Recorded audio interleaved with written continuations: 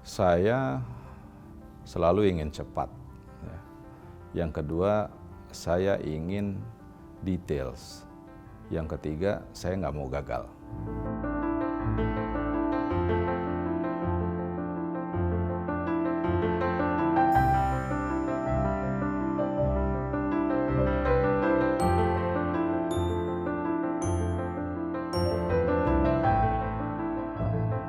Menurut saya memang pendidikan itu ya relatif membentuk karakter gitu ya.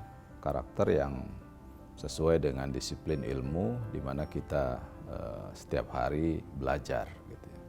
Nah, dengan disiplin ilmu hukum tentunya itu yang lebih banyak mempengaruhi saya, yang alhamdulillah memang bukan bagaimana mencari celah tapi disiplin terhadap apa yang sudah diatur, ya kita harus mematuhi aturan tersebut.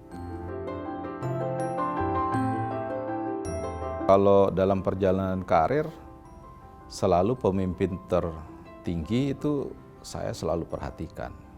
Siapapun pada saat itu sebagai pemimpin. Ya. Yang saya lihat adalah bagaimana vision beliau dalam memimpin. Dengan pasti dia melihat kondisi apa yang paling krusial harus segera dibenahi dan targetnya mau sampai di mana gitu ya. Dan dalam hal secara nama ya mungkin saya nggak bisa sebut satu nama karena bank ini kan sudah dibentuk sejak tahun 1998 dan sudah banyak pemimpin di bank ini yang menorehkan prestasinya sebagai legacy yang menurut saya banyak yang harusnya menjadi tonggak sejarah dalam perjalanan Bank Mandiri sampai dengan hari ini. Ya. Dan itu yang membuat warna bagaimana saya ingin memimpin bank ini ke depan. Ya. Dan juga cita-cita untuk terus membuat bank ini bisa tumbuh secara sustainable, secara jangka panjang. Ya, secara jujur saya bilang enggak ya, karena memang di tahap awal kita berkarir tentunya tahapan belajar yang selalu menjadi komitmen. Kenapa belajar ya? Karena banyak hal yang kita belum tahu, kita baru masuk bekerja. Tapi belajar itu nggak akan pernah berhenti, sampai sekarang pun saya menganggap banyak hal yang harus saya pelajari gitu ya. Proses belajar itu proses yang tidak pernah putus ya. Kemudian saya juga harus ditugaskan ke institusi lain di sektor real, ya saya jalankan aja. Sampai akhirnya balik lagi, ya tetap saya nggak pernah berpikir one day saya yang memimpin bank ini. Bahkan pernah datang tawaran, saya bilang kalau bisa jangan.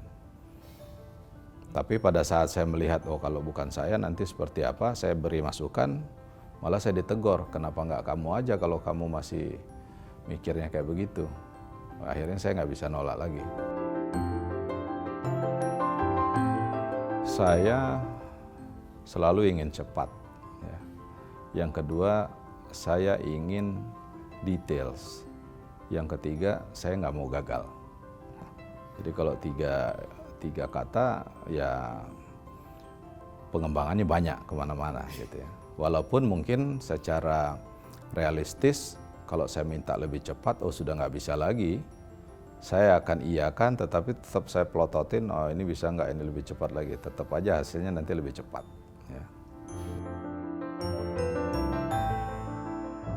Secara jangka panjang, apa yang kita peroleh saat ini memang masih banyak hal yang harus terus kita tingkatkan karena ada poin-poin yang kita sudah sangat unggul secara market share, ada juga yang kita belum unggul. Walaupun kita sudah mulai coba catch up, di beberapa area kita sudah menjadi nomor 2 dan harapan saya memang ke depan kita akan terus tingkatkan menjadi nomor 1. Ya. Secara jangka panjang kita ingin market share Mandiri di setiap area itu paling tidak di atas 25%. Karena dengan market share yang besar, fungsi itu akan membuat Mandiri bisa menjadi leader di industri keuangan di Indonesia terutama. Dan itu akan membuat kemampuan Mandiri menjadi kontributor penting dalam kemajuan perekonomian nasional karena kinerja yang stabil dan terus memberikan kontribusi yang besar bagi ekonomi nasional. Saya ingin menciptakan people yang bisa membawa bank ini terus maju secara jangka panjang. Ya. Di tahap awal seluruh regional CEO yang membawahi bisnis di wilayah langsung report kepada saya. Dan ini memang belum pernah terjadi sebelumnya, tetapi saya lead semua kepala wilayah dengan title regional CEO tersebut memiliki pemahaman dan dia bisa lihat bagaimana kalau dia acting as CEO. Nah, ke depan saya ingin sampai ke level kepala cabang yang memang memiliki strategic leadership yang kuat. Sehingga kita akan lihat nanti ke depan Bank Mandiri akan dipimpin para leaders yang memiliki business mindset yang kuat, tetapi juga dia tidak bisa menafikan bahwa sekarang ini sudah era digital. Ya. Era digital ini kita harus persiapkan dengan baik, karena persaingannya tidak mudah juga. Ya, banyak sekali pemain baru yang mungkin secara size dibandingkan Mandiri itu tidak sebanding. Tetapi dengan opini yang terbentuk, kemudian juga persepsi bahwa digital player yang muncul ini akan bisa mendisrupt bisnis dari institusi keuangan besar seperti Mandiri, ini yang perlu kita luruskan. Kita meluruskannya dengan cara bahwa sekarang kita sudah masuk kepada digital transformation yang tentunya ini akan tanpa kita perlu gembar-gembor, itu akan terlihat bedanya. Seperti apa digital transformation yang dijalankan di Bank Mandiri dengan delivery dari digital player yang ada di market.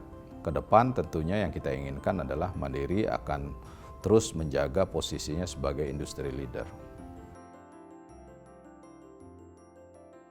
Saya sampaikan proses belajar itu tidak pernah putus. Banyak hal yang memang kita anggap kita belum tahu. Gitu ya. Yang kedua adalah kita tidak boleh menyerah. Ya. Apalagi kita menganggap, wah saya nggak mungkin saya bisa di situ karena saya nggak tahu. Fungsi belajar adalah membuat kita tahu. Ya. Dalam setiap event, apalagi di satu level tertentu, kalau kita ada di situ kita harus yakin bahwa kita punya kemampuan. Pesan saya memang nggak boleh takut. Mandiri itu harus tough. Bahwa orang lain bisa, kita pasti bisa.